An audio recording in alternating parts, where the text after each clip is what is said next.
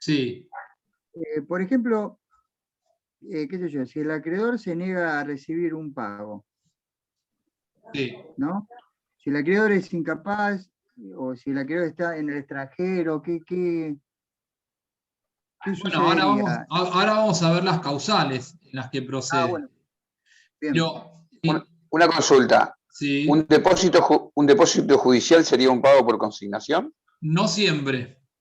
Muy buena Puede pregunta. serlo.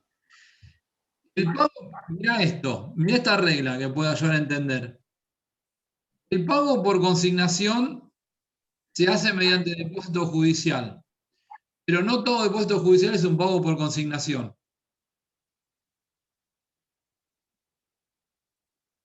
Un trabalengua. No lo Vamos a entendí, explicar perdón. por qué. Pero un pago por consignación sí o sí se hace a través de un depósito judicial. Bueno, metiste el dedo en la llaga. Hasta el nuevo código, la respuesta es sí. Con el nuevo código, la respuesta es no del todo. ¿Por qué? Porque el código actual incorporó lo que se llama el pago por consignación notarial, que es un mecanismo extrajudicial. ¿Sí? La regla sigue siendo que el pago por consignación es judicial, pero tenemos en nuestro sistema un medio alternativo de pago por consignación de tipo notarial. ¿Sí? Ahora vamos a tratar en estos 15 minutos que nos quedan de verlo. Ahora, vuelvo a lo que decía recién un compañero. ¿Sabes cuál es la diferencia entre por qué te dije que el pago por consignación se hace por depósito judicial, pero no todo depósito judicial es un pago por consignación? Porque una regla propia del pago por consignación es que debe ser de cobro inmediato para el acreedor. ¿Sí? Y no todo depósito judicial es de cobro inmediato. Cuando vos, por ejemplo, trabas un embargo sobre fondos de un deudor y el juez ordena la transferencia de esos fondos de un banco privado al banco de depósitos judiciales, ¿sí? Esos fondos no son de percepción inmediata para el acreedor, ¿sí? Quedan en el expediente, ¿sí? Como resguardo de la satisfacción del crédito del acreedor al momento en que sea posible su percepción. ¿Se entiende esto? Yo presento un cheque para demandar su pago y bueno, es inherente a la ejecución el embargo. El juez va a embargar, si existen fondos del deudor en una cuenta, va a embargar los fondos, pero eso no quiere decir que una vez transferidos esos fondos a un banco judicial, el acreedor los pueda cobrar de inmediato. El acreedor recién los va a poder cobrar cuando esa sentencia haya quedado firme. ¿Se entiende? En cambio, el pago por consignación implica que, hecho el depósito por parte del deudor, el acreedor puede de manera inmediata retirar los fondos. ¿Sí?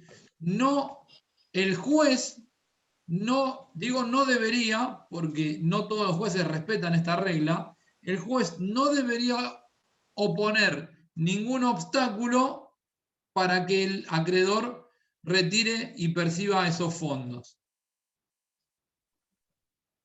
¿Sí?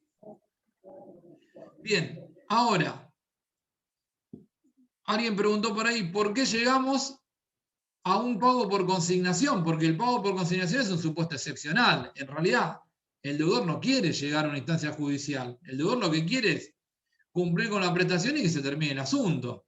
¿Sí? ¿Para qué va a contratar un abogado? Que el abogado presente una demanda, que haya que insumir gastos de tasa de justicia y demás, cuando sería mucho más fácil ir y cumplir con el acreedor. Bueno, se llega a la instancia judicial por 3 situaciones posibles, previstas en el artículo 904 del Código Civil.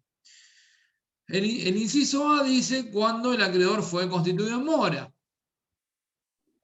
Bueno, esto necesita de una aclaración. ¿Cuándo el acreedor fue constituido en mora? Cuando el deudor quiso pagar y el acreedor fue reticente. Ahora, lamentablemente, imagínense una entrega de suma de dinero como cancelatoria de la obligación. Va el deudor a pagarle al acreedor y el acreedor no quiere recibir el dinero. ¿Cómo queda constituido en mora? ¿Y es posible acreditar este mecanismo de constitución en mora? No. Con lo cual, en ese contexto tengo la constitución en mora debe canalizarse a través de un medio fehaciente. ¿Cuál sería un medio fehaciente? Por ejemplo, una carta documento. ¿Sí? Intímole a que el día tal, a tal hora, se haga presente en determinado lugar a fin de entregar la suma de dinero comprometida, no sé, en el contrato de mutuo celebrado en tal fecha. Eso es una constitución en mora. Otra constitución en mora sería, por ejemplo, llevarme un escribano el día en que tengo que cumplir la prestación y el escribano dejar constancia de la reticencia del acreedor a recibir el dinero. ¿Sí? Pero la constitución en mora de la que me habla el 904, inciso A, implica un emplazamiento fehaciente del deudor hacia el acreedor. ¿Estamos de acuerdo con esto? ¿Sí? Bien. Los otros dos supuestos que prevé, miren, perdón, hago antes de avanzar. Hoy por hoy van a empezar a aparecer, y ya están apareciendo muchos casos de constituciones en mora conflictivos. ¿Saben cuáles? Las obligaciones en moneda extranjera en la que el deudor quiere cancelar en pesos. Algo que vamos a ver más adelante. El 765 del Código actual permite cancelar en pesos una obligación contraída en moneda extranjera o en dólares.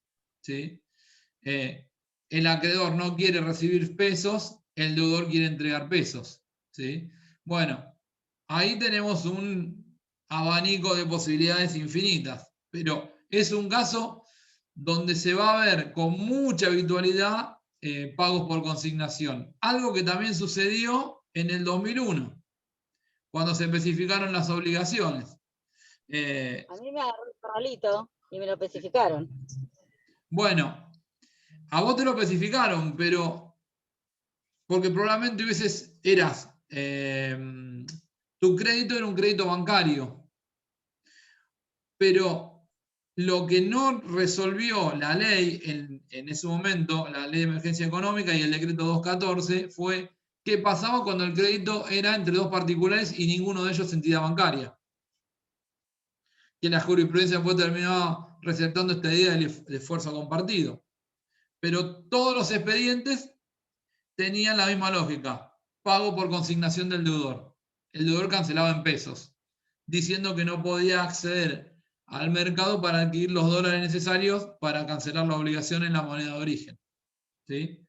Bueno, esta es una situación que ya empezó a aparecer el año pasado. Me detengo acá con este tema porque hay tela para cortar muchísimo. ¿Sí? Vamos a ver dos fallos sobre este punto. Bien. Una pregunta. Sí. En el caso de una herencia, ¿no? El causante deja una deuda y aparece un heredero, al revés, perdón, el causante es acreedor y uno de los herederos pretende cobrar.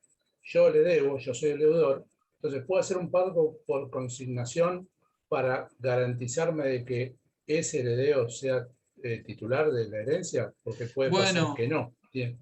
Es un caso, mira, está previsto, mira, lo tomamos para directamente referirnos al inciso B. El inciso B dice que el pago por consignación procede cuando existe incertidumbre sobre la persona del acreedor. ¿Sí? Bueno, un caso típico es ese. Fallece el acreedor, yo no sé quiénes son los herederos, pero quiero cumplir con mi obligación. No quiero quedar como deudor en mora. ¿Sí? Existe incertidumbre sobre la figura del acreedor, consigno judicialmente. ¿Sí? O sea que la deuda sigue, no importa que el acreedor fallezca. Totalmente. Regla general en materia patrimonial. Salvo las obligaciones intuito persona, los derechos y las obligaciones se transmiten a los sucesores de las partes de la relación. Perfecto. Absolutamente. ¿Sí? Salvo que, por ejemplo, vos le hubieses encargado la realización de un cuadro a Picasso, que solo lo puede hacer Picasso, bueno, en ese caso sí, la obligación se extingue porque fue contratado en función de una característica personal de una de las partes. Ahora, si yo saqué un crédito con una entidad bancaria, ¿sí? Y yo fallezco como deudor, esa obligación se transmite a mis herederos. ¿Sí? O sea que si yo le debo algo al banco, yo saco un crédito y Sí. le debo y le quedo debiendo algo al banco y fallezco, ¿pasa a tener la deuda a mi hija? Sí. Sí, si estás pensando en hacer algo de eso, no Pobre te va a mi hija. funcionar, ¿eh? No te va a funcionar. Regla general en materia de obligaciones y contratos. Los derechos y obligaciones se extienden activa y pasivamente a los sucesores. Profe, una pregunta, pero ¿las deudas no se extinguen a los 10 años, una cosa así? ¿Tenía entendido? Las deudas no se extinguen, las deudas prescriben en todo caso. Prescriben, sí. No. El plazo de 10 años quedó enterrado con el 4015 del, perdón, sí digo bien, con el 4015 del Código de Vélez. Con el 4023 del Código de Vélez. Ahora el plazo se redujo a 5 años. Pero, ¿qué deuda prescribe a los 5 años? La que no es exigida. La deuda que es, aparte nuestro código contempla supuestos de interrupción. La interrupción implica que el plazo se vuelve a contar de cero, y la suspensión. En la suspensión el plazo no se cuenta de cero, sino que se pausa. Concluida la causal de suspensión, se vuelve a contar el plazo. Le pongo un ejemplo tonto, para que se entienda. Un deudor y un acreedor que se casan. El matrimonio suspende el cumplimiento de la obligación. Se divorcian, se deja, digamos, deja de quedar pausada la obligación y vuelve a computarse el plazo de la prescripción. Pero si ejerce la acción de cobro el acreedor antes del cumplimiento de la prescripción, claramente que la deuda es exigible. Si no, sería muy fácil. Perfecto. ¿Sí? Bueno, y el tercer supuesto del 904, en inciso C, dispone que en la consignación también procede cuando el deudor no puede realizar un pago seguro y válido por causa que no le es imputable. De alguna manera el inciso C también va enlazado con el inciso B, porque este caso que mencionábamos de los herederos sería aplicable también al inciso C. Si alguien, o sea, el deudor, se le presenta a alguien como heredero y el deudor no sabe si hay más herederos. Entonces, ante la imposibilidad de la certeza de ser un pago seguro y válido, opta por la instancia judicial. ¿Sí? No son los únicos casos, hay muchos donde el pago no es seguro. ¿Sí? Por ejemplo, no puede hallar el domicilio del acreedor, donde se había pactado el cumplimiento de la prestación. ¿Sí? En el contrato se estableció un lugar de pago que no existe. ¿Sí? Bueno, ante esa situación, la única forma de hacer un pago seguro es mediante la consignación judicial. ¿Sí? ¿Me entienden? Bien. ¿Cuánto nos quedan? Uy, estamos sobre la hora. Bueno, les digo esto y los libero hasta el próximo martes. Nos va a quedar en la consignación extrajudicial y el pago por subrogación. Si la obligación consiste en sumas de dinero, se cumple con la consignación mediante el depósito de la suma de dinero en una cuenta judicial. ¿Sí? Si la obligación consiste en hacer algo, ¿cómo se cumple la prestación? Perdón, no en hacer algo. Si la obligación consiste en entregar una cosa que no es dinero, ¿cómo se cumple la prestación? Porque el acreedor está siendo reticente en la recepción de la cosa. ¿En el lugar donde se encuentra la cosa? Pero imagínate que el acreedor es reticente en recibirla. De una manera muy sencilla, poniéndola a disposición del acreedor. Mejor dicho, poniéndola a disposición del acreedor a través del juez. ¿Sí? ¿Un depositario judicial sería? ¿Un depositario judicial? Bueno, esa sería una de las alternativas. ¿Sí? Acá hay dos cuestiones a tener en cuenta. Primero lo primero que se manifiesta en la demanda de consignación es que se pone la cosa a disposición del juez. Después, dependiendo de la cualidad de la cosa, será el tipo de procedimiento a seguir. Si es una cosa que requiere determinados cuidados, probablemente sea necesario un depositario judicial oneroso, porque es una persona encargada de una adecuada conservación de la cosa. ¿Me seguís? Sí. Imagínate, no sé, una cosa cuya vacunas que deben respetar determinada cadena de frío. ¿Sí? Bueno, la única manera es ponerlas a depósito de una entidad, digamos, especializada en el rubro. ¿Sí? Pero el código da otras alternativas. Si, por ejemplo, es una cosa perecedera, puede el deudor solicitar la venta y sustituir la consignación por suma de dinero. Esto es lógico, porque si la cosa perece, pierdo el objeto de la consignación. ¿Sí? Lo que no regula el código es qué pasa con las obligaciones de hacer. Cuando la persona está obligada a prestar una obligación de hacer, una conducta orientada a determinado fin. Bueno, el código no lo dice, el Código Civil y Comercial no dice nada. La doctrina sostiene que en ese caso la obligación debe realizarse de conformidad con lo pactado en el contrato. ¿Sí?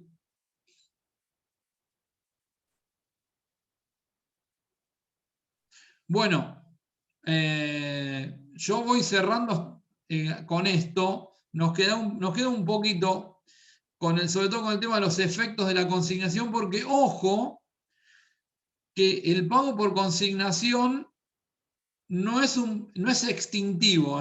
Profe, tengo una pregunta. Sí, perdón, digo esto y te escucho. El pago por consignación libera al acreedor. Es decir,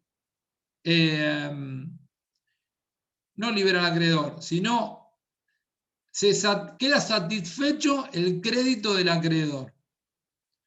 Pero no es extintivo la obligación. Esta segunda parte la vemos el martes que viene. Pero que quede claro esto. El pago, ustedes vieron que extingue la obligación. El pago por consignación, no. Queda liberado el consignatario respecto del acreedor. ¿Sí? Pero no es sinónimo de extinción. Sí, perdón, Camila, te escucho. Si estábamos hablando de una obligación de hacer, que se regía en base al contrato, el último tema que tocó, Sí, Si el contrato decía que la obligación se debía prestar en tal domicilio y la sí. persona no quiere abrir la puerta del domicilio, ¿qué se hace en ese caso? Por eso mismo es que, muy buena la pregunta, por eso comenzamos diciendo que el pago por consignación es un modo de cumplimiento compulsivo. En ese caso, mirá, volviendo a lo que mencionamos con el artículo 730, ¿sí? El deudor puede utilizar a través, digamos, del órgano jurisdiccional los medios coercitivos necesarios para el cumplimiento de la prestación. En ese O caso, sea, por llamar a ejemplo, la fuerza pública para que abra el domicilio. fuerza pública, contratación de cerrajero, si hay que romper Ok. o violentar cerraduras para acceder. Te digo algunas opciones que se ven en muchos O casos. sea, no queda liberado. No, queda liberado Por cuando más que él cumple. disponga de toda manera a hacerlo y la otra persona se Sí. niegue, no queda liberado. No, hasta que no cumpla, no. Ok. Te digo más, en algunos casos se contrata personal antirrábico si hay mascotas en el lugar. Qué sé yo, mira. Profesor, pero si la Es que no obligación debe de, pasar nunca que alguien no quiere recibir la obligación, me parece. profesor, si la obligación de hacer es, por ejemplo, tengo que ir a cantar, soy cantante, tengo que ir a cantar una fiesta, y no me reciben en la fiesta y terminó y Sí. pasó la fiesta. Y yo no Bueno, canté. ¿Y cómo voy a cantar? bueno, lo que ¿A pasa quién le que, canto? bueno, totalmente, pero ahí en realidad no son obligaciones cuya, digamos, porque se agotan en sí mismas en el momento de su cumplimiento. Está claro que si el acreedor no, digamos, el día acordado no permitió el acceso, ya no puede ir a una instancia judicial para obligarlo. Lo que le quedará ahí al cantante, por ejemplo, es la demanda por los daños y perjuicios derivados de, El digamos, incumplimiento de contrato. de cumplimiento de contrato, claro, porque él puso a disposición su tiempo y no fue retribuido por una causa imputable a otro. ¿Sí? O de esa manera Y le puede digo una percibir cosa. cobrar también. ¿Cómo? De esa manera puede percibir el cobro No, del no, servicio. justamente de eso estamos hablando, de la posibilidad Puede reclamar. de reclamar el honorario o el arancel pactado por la prestación del servicio. Que les digo No, una pero cosa, no tienen idea ustedes la cantidad de reclamos que hay sobre el punto a partir del 20 de marzo de 2020 para acá. ¿Sí? Porque por razones, digamos, de público conocimiento y sanitarias, hay una cantidad de situaciones grises donde las partes, digamos, no han podido establecer readecuaciones de esos contratos y termina en instancia judicial. Yo con un caso, les puedo Algún salón que se haya reservado y no se Mirá, haya podido utilizar. iba a ponerte un ejemplo, ese ejemplo. A mí me vino a ver una persona hace 2 meses que había contratado un salón para la fiesta de 15 de la hija que se iba a llevar adelante el 21 de marzo de 2020. Un día después de que fue declarada la restricción de ambulatoria. No se pudo realizar. Un año después siguen tratando de renegociar eso. ¿Sí? Y estás. Es que en teoría el salón debería de hacer un reintegro, pero justamente el salón lo que no va a querer hacer ningún reintegro, básicamente. No, el salón propone readecuar las condiciones de la contratación. Claro. Readecuar por ejemplo, ¿qué haces puede arreglar, con todos los alimentos perecederos previstos para ese día? Una hipótesis, ¿no? ¿Qué haces con el personal contratado para ese día?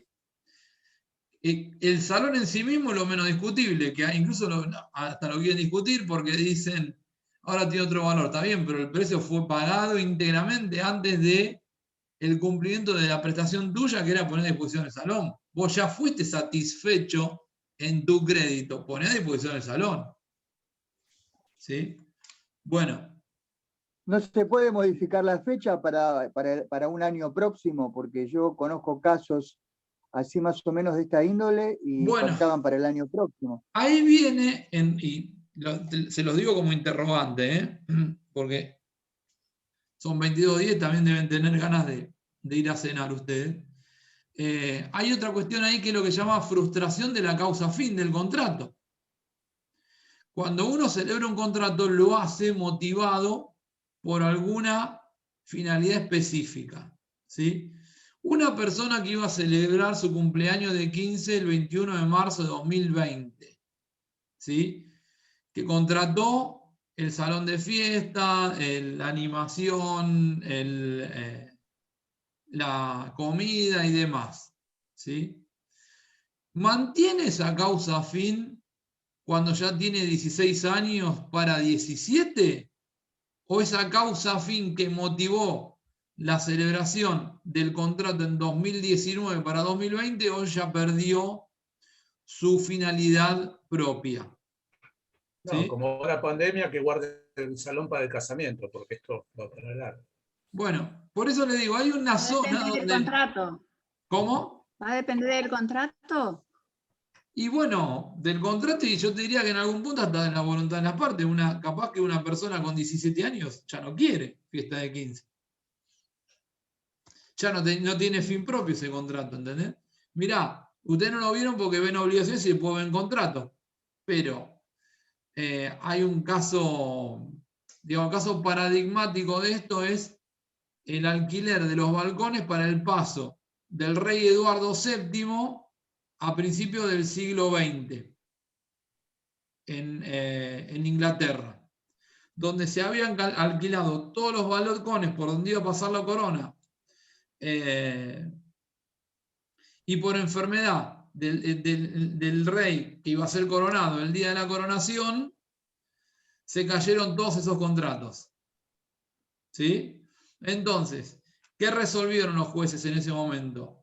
No había causa fin, porque todas las personas que habían alquilado los balcones lo habían hecho para ver el paso de la corona. La corona no iba a pasar, ya ese contrato había perdido su finalidad específica. ¿Sí? Ahora, en ese mismo momento, en esa zona, porque eso se había hecho se hacía a la ribera del río Sena. Tengo miedo de pifiar con el río y les pido que no me tiren con tomates, si era otro río. Había una persona que hacía del alquiler de lanchas su profesión habitual. Y ese día había alquilado lanchas como tantos otros días. ¿Sí? En ese caso, los jueces declararon la validez de ese contrato porque la causa fin del dueño de las lanchas no era motivada por la coronación del rey, sino que era su práctica habitual de comercio. En el caso de los balcones se anuló porque se había caído la causa fin, en el caso de los barcos no, porque era una práctica habitual del comercio en esa zona. Para entender la importancia que tiene la causa fin en materia contractual, ¿no? Igual esto ya nos fuimos de tema porque ni siquiera es propio, es materia de obligaciones, pero es propio de contrato. ¿Los mareé con esto? ¿Las mareé con este tema? No, fue muy bueno el interesante, yo ejemplo. me quedé pensando. Bueno, miren, si les interesa, y prometo que con esto terminamos, el 20 de abril, igual nos... el 20 de abril es el martes que viene. Bueno, pasa que sería jornada doble para ustedes. Voy a dar una charla sobre la nueva ley de alquileres por Zoom, para el Colegio de Abogados de Morón. Si se quieren conectar, uno de los temas que tratamos es la causa fin en las locaciones. Les paso el link y se conectan ese día. Obviamente no Sí, es por obligatorio. favor, profesor. Es para... Por favor. ¿Cómo? Sí, sería bueno, sería bueno. Después, el día de la reunión, les paso el link entonces. Igual es para que el que quiera sumarse, no están obligados. Es a las 3 de la tarde, es de 3 a 5 más o menos. Ok. Bueno, vamos cerrando, nos vemos el próximo martes. Bueno. ¿Sí? Que tengan buena semana, un fuerte abrazo. Bueno. Muchas gracias, buenas noches a todos. Gracias, Buenas noches. buenas noches, profe. Buenas noches. Saludos.